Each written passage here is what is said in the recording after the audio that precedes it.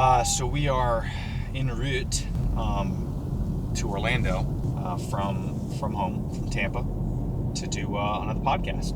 Because we used to live in Orlando. A lot of people want to be on the podcast that I know, but everyone lives in Orlando. I'm the only one that left. So now every time someone wants to do a podcast, I have to travel. You know, you hit Orlando when you see a bunch of red brake lights.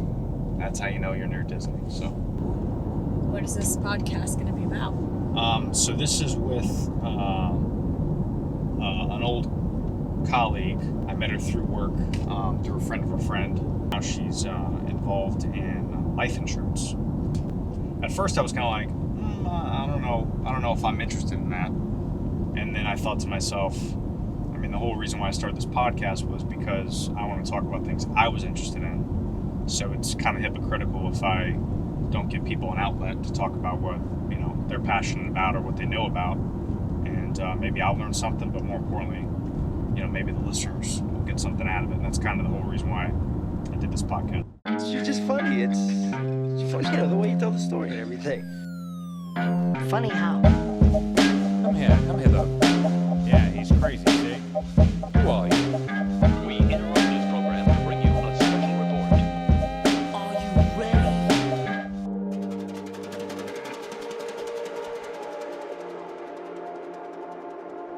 Just hop into it. 3, 2, 1. So, thanks so much for having me here, guys. This is awesome. You let me into your domain at New York Life in Orlando, Florida. Thank you. Yes, we are very excited to have you. I've been waiting for this. I know. It's been crazy. Thank you. Suspense, but finally Yes, here. thank you so Love much. it. I've been so busy every week that I've been wanting to get out here and, oh man, I mean, it's good and bad, but you know, like I was saying, since I'm from Orlando and once I moved to Tampa, you know, 18 months ago or something like that, when I got promoted for work, and I started this podcast around the same time. So all my friends want to be on the podcast. So I have to drive to and from Orlando. So now I'm like thinking to myself, okay, was this a good decision? Because I have people in Tampa that occasionally I'll work with and do some episodes with, but more often than not, I always have to drive to Orlando. And it as I drove over here this morning, it really solidified the fact that I do not miss Orlando, because everything is smooth sailing, and I'll go, you know, 275 to I-4, hop on I-4, and I'll go straight down I-4, and then right when I see brake lights, I'm like, okay, it's Disney. I made it. And it was what time did like 9 o'clock, 9:30 I was at, and it's bumper to bumper. Like, what is going on? And I-4 is just way worse than what it was before. Yes, it looks like it's never going to end. No. That construction, it's terrible. It's starting to look like Miami. Exactly like Miami or Houston. You ever been out to Houston? I haven't. Where it's got like the double deckers. Really bad. It's really bad. And it has, but what was smart about Houston, what they should have done here, and I've been saying this for years, is instead of fixing I-4, they should have just built like another 417. Right. But on the other side to kind of help. Because Houston's great because it has like 5 highways and they all go one direction. But they're like 6 miles apart. I think that's what they're trying to accomplish here, but Houston has the benefit of the loop. Yeah, that's true. And you basically have 2 parts of town in Houston, in the loop and out of the loop. Yeah, that's true. They do need to get the loop. I noticed they had the loop that they're getting near downtown. Now there's like 6. Yeah. What do you call it? Roads above you. Mm-hmm. It's weird. Yeah. How do you guys like Orlando? You've been here for a while, haven't you, Allie? Yes, 13 years already. But it didn't look like this when I first moved in. No. I mean, a lot of things change. It just grows crazy, but it's great. I mean, Yeah. It got great to a certain point. Like right now, because of that, I don't like to drive anymore. Yeah. Like I was happy to get my driver license and drive around, but then as soon as they start that, Yeah. and all the And it was rough. traffic is just wasting of time, I'm done. Do you Uber ever or just make Barton do everything? We both hate driving, but he does drive a lot. Yeah. I mean, Good. and he doesn't like the way I drive too, so he's like, okay, I'll do it. Yeah. Because I like to get there on time. Right. I'm a slow, I take my time and I Well, just. it's bad enough women, like my wife is the worst, where she'll take we have to be something like today. I said we're running late because of traffic. No, I said we have to be there by 10. So let's get there at 9:30. So let's leave by like 7:50 because we want at least 2 hours just in case, right? Yeah. So I told her that, and still we barely made it here on time because she has to get ready. We have to leave the day before. Just a 24-hour notice. Yeah. I love it. It's great. Is there anything you hate about Orlando in particular? Like one thing that stands out, or do you like everything? Or is it just the traffic that you hate? I just hate the traffic, Yeah. and maybe sometimes I hate tourists. Yeah. See, that's what I was going to say. Yeah, And it's not that I don't mind Sometimes. tourists because it's great for the city, of course. but yeah. you know, sometimes these people don't know how to drive either, and they don't know Yeah. how to act, and they can't tip. They're I used to be a annoying. server, and they can't tip for shit. Yeah, So- no, I used to be a manager at Hollister, right? Oh, that's right. Yeah. And I was at the location in Point Orlando, Mm-hmm. and we constantly have bosses of tourists. And I was the visual manager, so it was like in charge to keep everything neat and nice. Yeah. So my job just got even worse, and I was like, I don't like this location. Yeah. I need to go to a different location. And It's tourists. And it's kind of messed up where they can come here, tourists, and they could, have fun, enjoy, and then not tip. And then when we go over there, we kind of have to do whatever they say, because if not, we'll get kidnapped and sold. So Oh my it's God. like we're kind of we're stuck in a really good place. But Maybe we should change the label on the tip jar to anti-kidnapping jar. that's a good idea. And it goes to the anti-kidnapping funds. That's a good idea, actually. All right, cool. Yeah. So let's talk about why I'm here. So again, we've tried to set this up before, and thanks for being patient. But Of course. this was great because, and I was talking about this to my wife on the way here, where usually most of my podcasts are like stuff that I find value in, and then I realized like the last few weeks, I don't know if you know, a couple months ago I did a podcast. I think that's when you reached out to me for a climate change organization, and they were in a conference room kind of like you guys did, and they invited me over, and I didn't really know about that stuff, but just learning about it, it kind of opened up my eyes to a lot of different things. So then that's when I started being open-minded to more podcasts like that, not necessarily about that topic, but just stuff that I don't know about. So then when you reached out to me, I was like, oh, this is perfect, because you hear about life insurance, you hear about all different types of things, especially when you're 18 to 30. And, unfortunately, unless you have parents that are knowledgeable on subjects like this, you don't really know about it. So, maybe this could be something that opens up someone's eyes and was like, okay, so now I have to actually do something about it. And younger the better, I would imagine, right? To get Exactly. Yeah. That's what I'm trying to get to everybody. I mean, they think because they're young they don't need it, but it's the total opposite. That's Yeah. what they need to do something about it. Yeah. When they're young and healthy. Absolutely. So if we can, for me in particular too, if you could break down, and Barton, feel free to chime in anytime too, but if you could break down what is life insurance, what's the benefits of it, and more importantly, how can people go about, getting it, getting the education on it, what can they do? Well, life insurance nowadays, people think that it's only for the death benefit. So you pay a premium, and then eventually you beneficiaries will see the benefit of that when you die, right? So yes, there is two different types. So it's a term life Okay. and whole life, which can also be called permanent life Okay. or The whole custom life one? whole life. Yes. The whole life is permanent life? Okay. Yes, so permanent whole life, custom whole life, and cash value. Okay. You're gonna hear that word, and this all the same thing: cash value, life insurance, whole life, and permanent life. Okay. And then term is just term, and Okay. it's exactly what that name is, just temporary. With term, you can actually choose to do it for only 5, 10, 15, 20 years. And after that, if you don't die, then pretty much your money is gone. Right. So you renting the privilege of, if something happened to you, your family is going to be covered, right? For Makes sense. the death benefit. Yeah. But if you don't, then that's it. Your premiums are pure expense, 100%. expense. So Oh, okay. the way it is, you pay a premium, and then you can use this as a savings account. So I think what you said was very crucial because it kind of resonated with me a little bit. So you said savings account. So having life insurance kind of like a savings account. And I think that's very interesting because when people think of insurance, at least when I do, like if I take off my 34-year-old cap and I know about life insurance, but if I take that off and I put on my like 18-year-old cap, when my dad said I have to get insurance for my car, I said he was stupid. I was like, Dad, I'm never going to get in a car accident. I don't need insurance. I don't want to pay $100 a month. But what I didn't realize is while that's important to have insurance, and in Florida you don't necessarily have to have it anyway, but it is important to have. But that's important to have just in case, but you don't really get a return on it. So like you're paying for it every month, but if you never get in an accident in your entire life, it didn't benefit you, right? But I think what you're saying, and correct me if I'm wrong, but life insurance, it might be an expense every month, but at the end of your term or your life, whatever you want to say it, at least someone's benefiting from it. Is that fair to say? Yes, that's correct. And that's only for permanent life.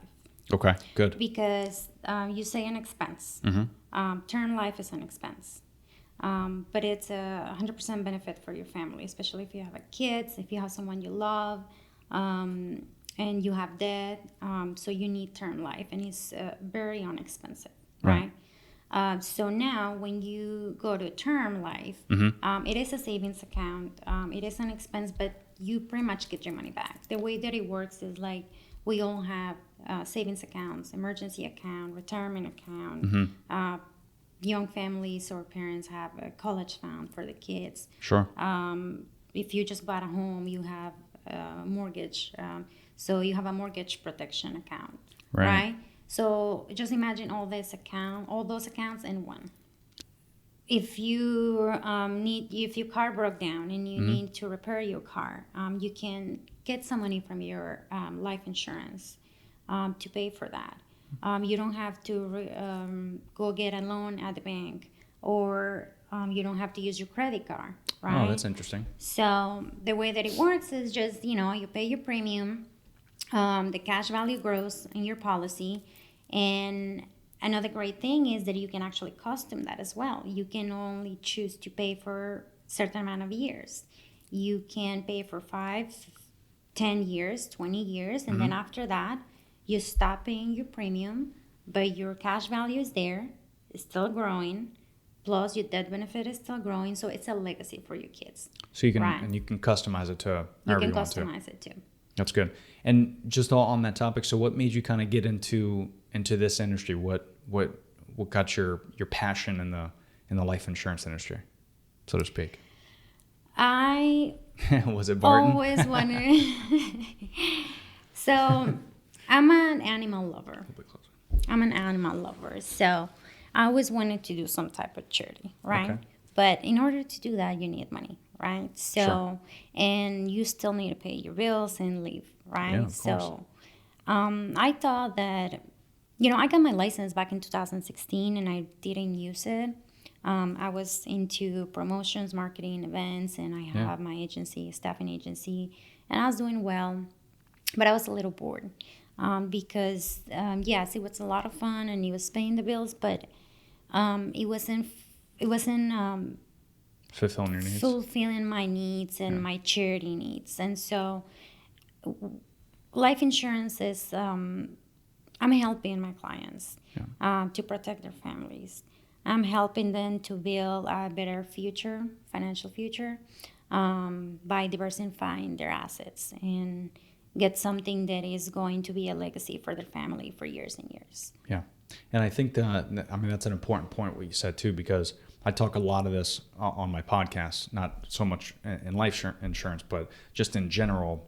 I think it's funny how, and again, I'm only 34, but the last 5-6 years, I really I don't want to say get my shit together, but I guess I kind of did. I think I just got smarter. And the only reason I got smarter was not because I read more books or anything. It's just because I stopped doing stupid stuff. And then naturally it's like my mind was like, oh, okay, so we're actually doing this thing. That makes sense. So it was really interesting to me how when you said that, because when people think of spending money, they don't think about long term, which is really weird because that's the only thing that matters. You know, like what type of car you have today isn't as important as, you know, how your kids are going to be taken care of when you're gone. Like that's kind of a big deal. So, and I think if people start thinking like that a little bit more sooner in life, well, you know, as a whole, I think the people of Earth would would react a little bit differently to certain things. You know, we're so wrapped around, you know, dumb stuff all the time. Yes. Yeah. I mean, When Alley first got involved with New York Life, it was about the same time that my practice was talking to another one of New York Life's directors, and it relates to exactly what you guys are talking about right now, is getting a head start. My prior career was actually in finance, insurance, and securities, and when I started practicing law, one of the things I love to do is when a minor child receives any type of settlement or funds over a certain dollar amount, the court steps in and says, you know what, we need to make certain that mom and dad are going to invest this money wisely for the child, so they need to be appointed a guardian of their property. Not to get too technical, it's basically the court wants to make sure mom and dad doesn't blow it. Right, of course. Typically, that money would go into a restricted account, making absolutely nothing for the child. Right. I get involved to make sure that it takes care of the child's future and protects them against inflation, risk, and as well as himself, because we don't usually make the greatest financial decisions at 18. Of course. Bottom line, I got involved with New York Life to make sure that happened. Yeah. That first case that I did like that child, by the time he's 59, will have an annual income right around $35,000, $40,000 a year because of what we did for him. Wow, that's on huge. top of whatever else he has. That's huge. So, in a nutshell, that really takes care of his future. Not completely, obviously. Of course not. Yeah. But it gives him a heck of a leg up. Not to mention the fact that particular plan that we did for him with New York Life through our law office, his mother may access those funds if he needs braces, tax-free. If Really? he needs a little help with college tuition, tax-free. So is that just regarding medical and educational, or? No, actually, she can use it for whatever she deems necessary that is appropriate for his benefit. However, there's no free lunch, believe me. Of course. The money she would pull out for his benefit would be on a loan per se. Right. And would be paid back to New York Life with interest, but the interest rates are so low, and the cash value of that policy helps to actually subsidize payment of that payment back. But in any event, it's never subtracted from his account as if he were to take it out literally. So the bottom line is that by the time mom puts it back, whatever she used it for his benefit, that account has continued, the cash value of that account has continued to grow as if they never took a dime. Wow. So that's big. It's huge. And I think there's a lot of like single moms out there that probably wish that their parents thought so far in advance, because now they're struggling to pay the bills, which if they had something set up when their parents passed away, they might be a little bit more better off too. So in essence, Yes. when that child, and this comes right what you were saying, getting a head start. When we're in our early 20s and 30s, we have to start making car payments, car insurance payments, big rent that does not go down, student loan payments. If we could just get by with getting rid of one of those, such as a car payment, Right. how about instead of borrowing money from, Joe buy here, pay here a lot at 18, 24%, how about we go borrow from our own policy at 4%? Yeah. I think that sounds a lot better. Yeah. So it's almost like it seems like, and I don't know a whole lot about it, so I'm glad we're having this conversation, but it almost seems like a 401k without penalties, essentially. I'm sure there's some cost, but a 401k, like I have 401ks now, and if I try to pull it out early, there's a massive penalty. Yes, you would be paying penalty because you were taking out before retirement age. Right. You could call it that. We don't like to conflate the terms. Of course. Because people need to understand life insurance is not a 401k. Yeah, absolutely. This is a life insurance policy that you can borrow from the accumulated cash value that it's been generating. The dividends, so to speak. Exactly. Well, cash value and the dividend. So you borrow from that, and you do need to pay it back. Of course. But, if something were to happen to you and you didn't, it would just come out of your death benefit. Right. So you're borrowing from your own policy. And it wouldn't be as bad as having a massive credit card with a 23 APR. 23% I don't know APR. a credit card that's got a 4% rating on it or a car lot. Yeah, it doesn't happen. That's for sure. And not to mention, I don't know of any bank or car lot that's going to actually help subsidize you making your payments. Right. And, of course, nowadays, you got to have, great credit depending on what type of bank Right. it is. There's a lot of other stipulations involved. You can't just, if you got to pay your mortgage, you can't just go to a bank and the next day get $100,000.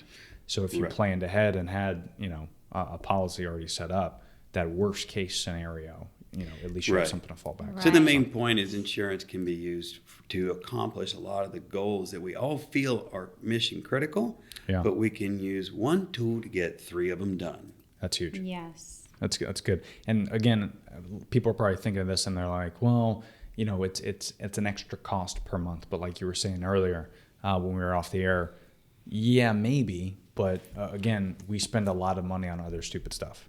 Like how many people today that are listening to this with a Starbucks in their hand that cost them $12 and they only have like $52 in their bank account. That's a problem. Like there's a materialistic spending habit that people have and they don't think so far in advance. But, like now I have 2 homes, but I just bought my second home at 33. I bought my first home at 31. But kind of. But imagine if I had my shit together a lot earlier, I could have got my first house at 18 when the market was really, really bad. And I could have got a house for like, $50,000. Wow. Yes. And then now I could have sold it and quadrupled my profits. But instead, I paid a little bit higher than what I think houses are worth now. And who knows, maybe I'll sell and break even. Maybe I'll make money. But, at this point, it's like we kind of have to start educating ourselves on all things that are going to benefit us in the long term, including, life insurance and taking care of our family. I don't even have kids, and I'm already thinking about them. Like I have a account already set up for their college, even though I don't believe in college. But I figured if it's a college account, and the money's there, if they want to buy a Lamborghini one day, they'll have it. So, and Well, it depends what kind of college account did you set for them. Because that's true. That's true. if they don't go to college and it's a Yeah. 529, you won't. Yeah. Well, by Get that college money. account, I mean just a Chase Okay. checking account. Okay. I got it. My parents Then did. you get that. My parents did have a college account for me, and I feel bad because I only did 2 semesters of it, and I think they still resent me. So I decided not to open a college account. So Yes. It's definitely Yeah. save it a different way, and then they can make their decision later Yeah. on. I it's think huge. you brought up a good point with the Starbucks. I'm 10 years your senior, and let me tell well, you. you don't look like a Barton, by the way. I appreciate that. And believe me, I was going to get LV tattooed on these bags under my eyes to make them worth more. I'll edit them out on the video. But, it wasn't that long ago when we all had like a smartphone, an iPhone, but our bill monthly to Apple was what, maybe almost non-existent. It was maybe we rent a movie, Right. Maybe we buy a song. Yeah. Now we're paying for data storage. We're financing the hardware, and we have more data storage than we need. And now we're paying a subscription for music. And now I got to pay a subscription to Amazon. And now I got to still pay my cable bill and my cell phone service. We're paying a mortgage in IT every month. Every month. And it's not our mortgage. Yeah. It's theirs. And so I think if people could take another look at what they're spending, and it's not just the Starbucks, what can I do to trim whatever I am doing?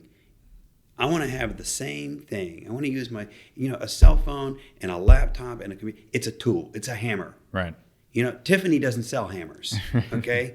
We don't need to buy a tool because it's hipster. We need to buy a tool that accomplishes the daggone job. Exactly. So if we can trim our expenses, still accomplish what we need, I'll guarantee you could carve out more than enough for both term and whole life. 100%. And have some Easily. extra money to do some other stuff that's important. Yeah, and So- then in 5-7 years, it would probably have enough cash value, maybe, to buy an Apple product. Right. At the seriously. rate that they're increasing in price, maybe not. It's getting outrageous. Yes, And it is. I have company phones, but some of these people are spending like the iPhone 10 came out, and that was like $1,000, and then like 6 months later, and then 6 months later the 10R or the 10S, but there's there's been reviews, there's like no difference on it, and like you said with the data, that's such a good point, because data, my wife gets that little notification, you're added storage, pay 99 cents, and she clicks OK every time. Yeah. Every time.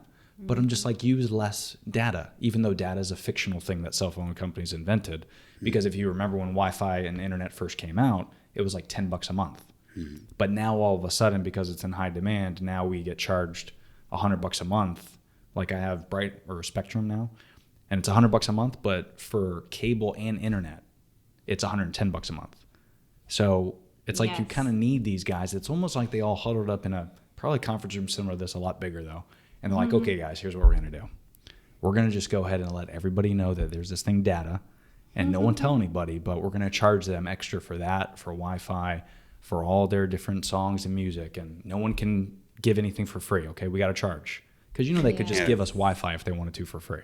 Interestingly enough, it's getting to the point where telephone service, where the federal government stepped in and put more restrictions on Ma Bell I heard that, yeah. because people, their lives depended on the ability to what? Call 911. Right. And the ability to call emergency services. So, when corporate America extorts some type of service they've been using in a private enterprise to the point where it's jeopardizing the public interest, Yeah. I'm curious to see what may or may not happen. I mean, I think the lobbies are a lot more powerful now than they used to be with Ma Bell, but Yeah. we'll see. It'll be interesting to see what happens. Yeah, it's Yes. crazy just in 10 years what's happened. And, who knows 10 years from now? Eesh. It's kind of I scary. know. The pendulum will swing. Indeed. So there is a couple of things I wanted to make clear, because I was very curious about having this combo with you. So when it comes to life insurance as a whole, so if I was to just walk off the street, what would be kind of the one thing, if I'm an 18-year-old, what am I really looking for? That's kind of the baseline, probably the most important for my age, because again, people don't think so far ahead. And you can't ask an 18-year-old, aside from a phone, you can't ask them to spend $1,000, but because they will on a phone. But but for their life, that's that's not worth it probably. But what do you think is kind of like the baseline? What is someone really looking for? That's funny you ask that. I just have my friend Maria. I'm going to give you a little story to answer your question. Oh sure. So my friend Maria, she's 45. Mm-hmm. She's already my client. She's been my friend for, I know her for a while. Her son now is 20 years old. Mm-hmm. And he's about to go on this trip to Europe for like a month. She does have, she started with term. Okay. Okay. She have this And for people who don't know, the term is the temporary. temporary one, sure. The temporary that it never grows cash value. Okay. Okay, and that's the pure expense. So you pay your premium, and your beneficiaries will only see the money if you die. I get So you. there's no cash value on that, right? But it's a protection that everybody needs, because you never know what's gonna happen tomorrow. True. So she does have a kid, and he's 20, and she's obviously super excited about the cash value policy. She's going to convert her term policy to a cash value policy. So for younger people, they need to log their age. That's the main thing, and their health. So if you're 20 years old, you don't have any kids, you're young, and you have a little job, you can spend $10 on a coffee. Right. Why not put those $10 on a protection that is going to be a peace of mind for your loved ones around you, and eventually, when you're better, you get your first job, or you get whatever, you can convert to whole life, and then start getting the cash value that is going to help maybe start your own business, because you might want to be an entrepreneur and you need some money to start your own business, and instead of going to the bank and ask for a loan, there's your cash value. Yeah. Or maybe you want to buy a home when you're like 25. There you go. And then you can grab some money from there and buy your first home. I mean, there's so many benefits for younger people. That's why they need it right now. Yeah. Because their money will be there. Eventually, they're gonna wanna have ask for a loan at the bank, and they don't need to. The cash will be there. Yeah. So I recommend, and I tell them it's a good idea to start with term life, inexpensive term life, just to be protected. Because if you're 18, not only you have to worry about your future, but obviously if you still have parents that are alive too, you should probably educate them on, what's their plan. And I've had this conversation with my parents, and thank goodness they are smarter than me, and they already are ahead of the game. But I always kind of look at it where my life is pretty good now, but again, I got 2 houses, and I got the wife. We're trying to start our own family, so God forbid something happens to anybody in my family, it's gonna be a burden on me because I don't have the funds to take care of that. I gotta kind of worry about my cocoon now, and as much as family is important, but at the end of the day, we're all gonna end up in the same spot. So we kind of have to really take care of each other and take care of our family. So I didn't want to be stuck in a situation where I would be resenting anybody if something does happen. And I think that's important too, where we have to educate each other and make sure that we're all on the right path to be responsible and take care of the future. That's the key, as opposed to so short term. I think kids nowadays, and I'm speaking for myself because 5 years ago I was that guy that thought so short term. What am I going to do this weekend, and where am I going to go to brunch? Like the wife is right now, probably at brunch spending most of our money. But that's her mentality is okay to be like that every now and then. That's okay because we're responsible. We have the houses now, so that's okay. But 6 years ago, 7 years ago, that's all I thought about was Saturday, Sunday. How much money could I possibly spend on brunch? Yes. And I know there's people out there right now that are thinking that same thing. And in Winter Park, probably Park Ave, because that used to be my brunch spot. Because it's awesome. That's our brunch spot. Of course it is. But we only do brunch like maybe once in a blue moon. I've been brunching there since '94. Like, seriously. And that's when brunching was cool. Yeah. But, it's like now it's hard because things are getting so much more expensive.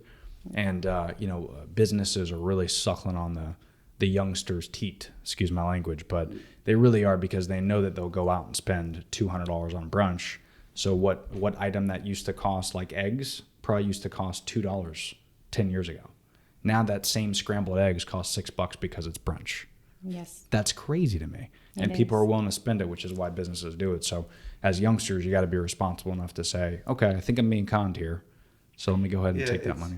Everybody falls for it because we've been trained. Yeah. Because the advent of technology, basically exponentially increased our need for immediate gratification, not instant gratification, immediate, real time, click gratification. And we look at it, we got $50 in our pocket, 48 of it, and I can be really happy right now at brunch, or I can, spend $12 on a coffee and another 15 on a magazine at Starbucks. It's what's going to bring me the biggest happiness right now with my $50. And that's how we budget our money. It's crazy. We have to get to the point where we almost say, okay, and this is why when I got paid once a month, I loved it because I paid every single bill on the first. Oh yeah, smart. And everything that was left was mine to go be as stupid as I wanted. And then when it was gone, it's gone. That's it. You're right. But that's the only thing that got me through that. Yeah, that's so true. Yeah, now that because I recently got promoted, so now I have an annual bonus. I used to have a bonus every trimester, but now I have an annual bonus once a year.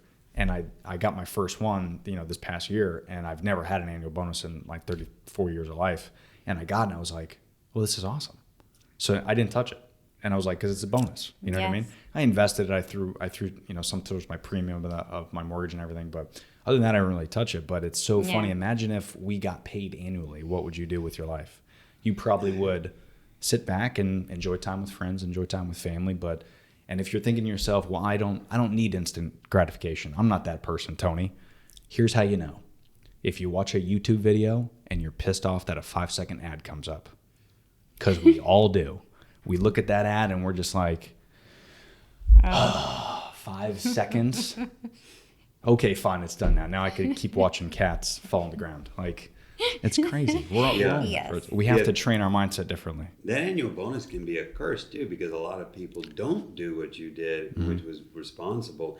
They start depending on it to meet certain bill expectations, such as property taxes. That's a famous one. They're like, oh, I'm going to pay my property tax bill with my bonus. And then all of a sudden they don't have that job, they don't have that bonus, and they can't pay that bill. Or they forget what the term bonus means. That ain't compensation, that's bonus. It's a bonus. Yeah. Like the company, and I even asked my boss, I was like, so what is this thing? Like, come on. Because he told me about it, and I was like, annual? I was like, get out of here. What does this thing mean? And he's like, it's a bonus. And I go, okay. So what does that mean? He's like, it's a bonus. So you got it. You got it next year. But it's a bonus. And I go, okay, that's all I need to know. So I'm going to pretend like it doesn't exist. Yes. But imagine if we just had every paycheck and we all thought that way. Everyone would have a little bit more money. Yes. Everyone would probably That's have life possible. insurance, that's for sure. If they had extra money. And the irony is, Yeah.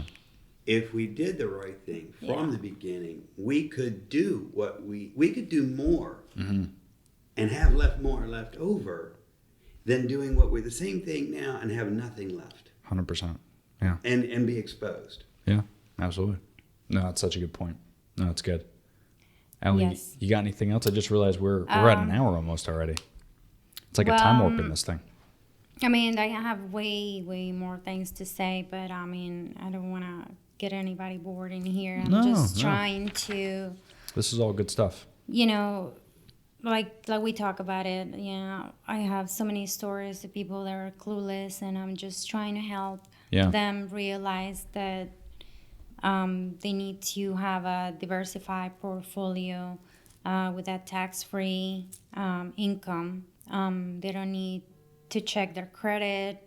Obviously, there's a process to it. Totally, yeah. You're gonna have to go through, you know, certain medical questions and stuff like that, because the company is gonna take a risk on you, on your life, Of course, yeah. and that's it. But I just wanted to get together with you and share these stories. And I know a lot of my friends, a lot of people around me, and I'm guilty of it too. Just going in there and spending money, then things that they don't really. I mean, $40 necklace. All right. And that's actually a premium for Yeah. $1 million term policy Yeah. on that- somebody that's my crazy. age. Yeah. So that's just, you know, that's what it is. I mean, and people with kids go and buy like Disney tickets, like annual Disney passes. Yeah. But you only go once or twice a year.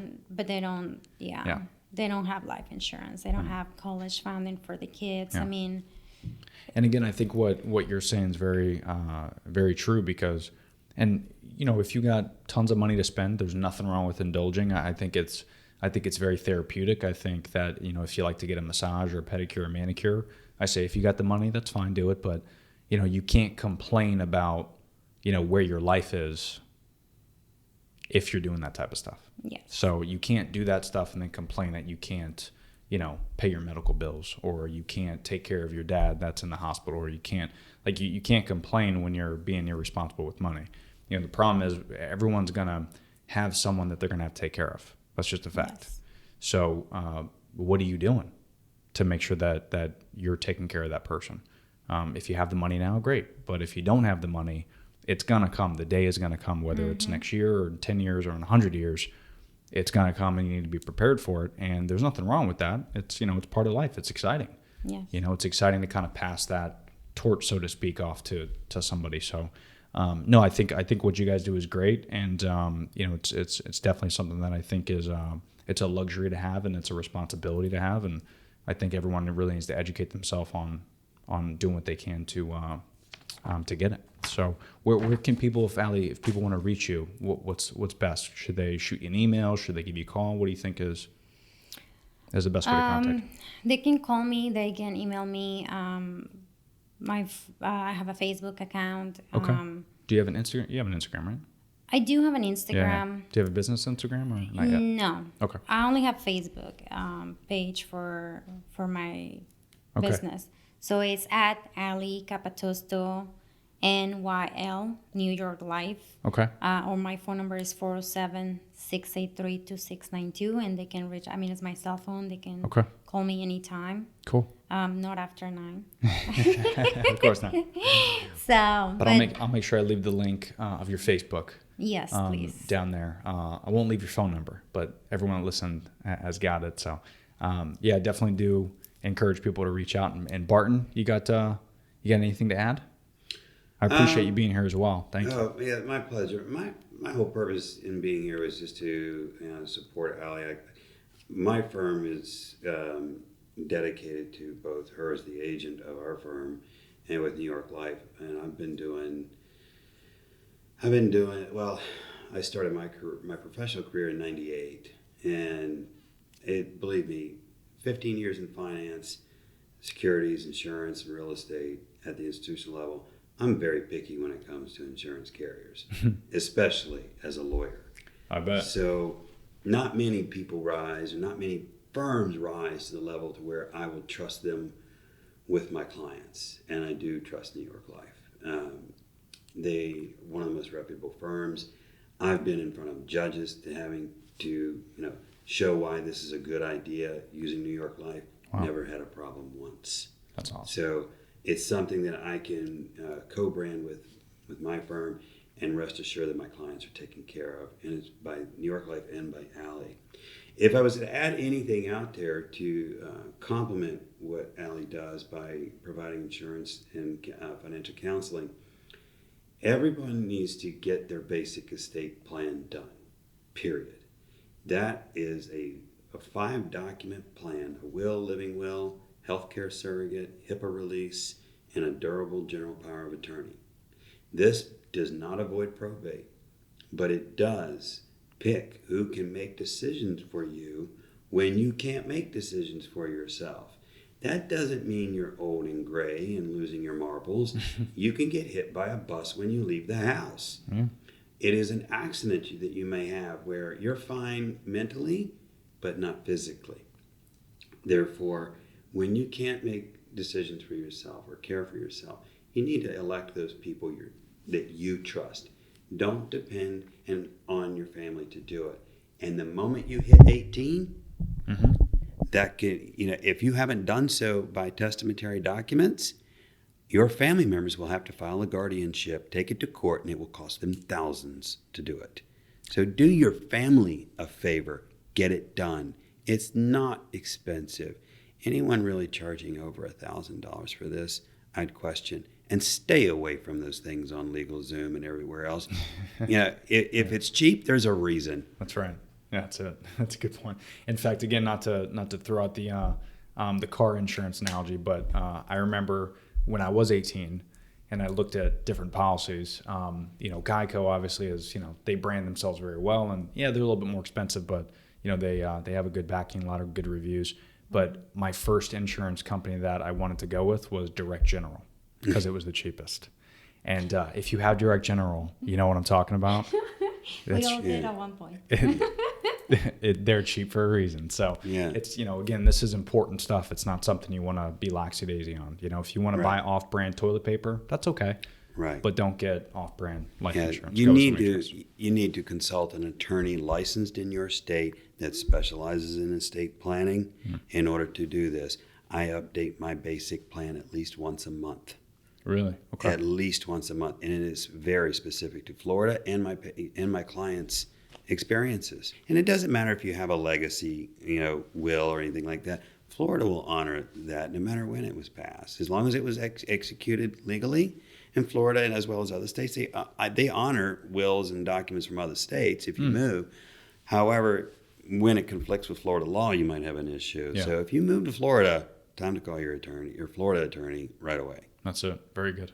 And again, New York Life is a company that you can trust.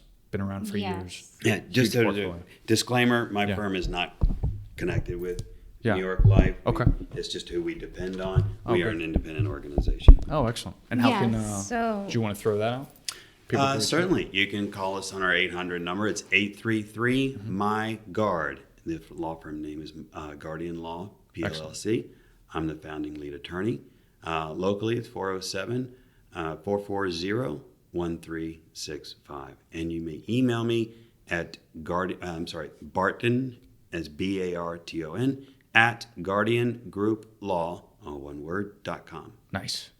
Very good. So thanks, Alley, for educating, not just my listeners, but myself.